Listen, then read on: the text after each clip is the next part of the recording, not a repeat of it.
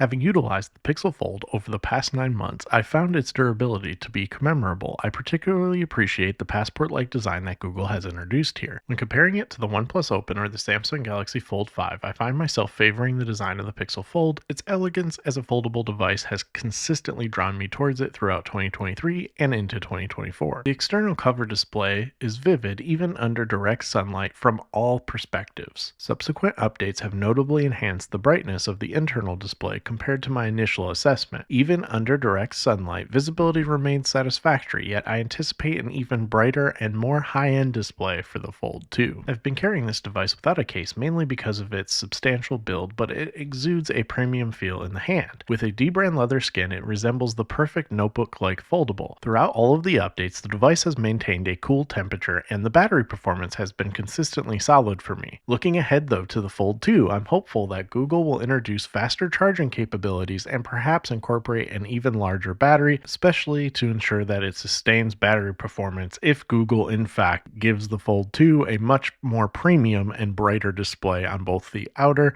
and inner displays. Now in terms of the overall price, I do think Google was a little bit crazy going with $1,800 for this device, especially if you look at Pixel Fold price trends on resale, but honestly I expect that for the Pixel Fold 2 as well. The fingerprint scanner built into the power button is consistent, and I've had zero issues unlocking the device or unlocking it in a pinch when I need to. It's been absolutely flawless throughout my use, and I actually quite prefer having that fingerprint unlock sensor right in the power button here, and it just works really well. I no complaints whatsoever on biometrics and being able to unlock this device. Regarding performance overall, if you've watched any of my Pixel videos, you're aware of my overall thoughts on Tensor. However, in typical daily usage, the Pixel Fold functions smoothly and hasn't presented me with any significant issue. Pixels age like fine wine, and that's the same to be said here on the Pixel Fold. When unfolded, I must say the hinge on this device is excellent, it's sturdy, and I've encountered no issues whatsoever. The inner display experience is solid and matches that of the cover display in performance.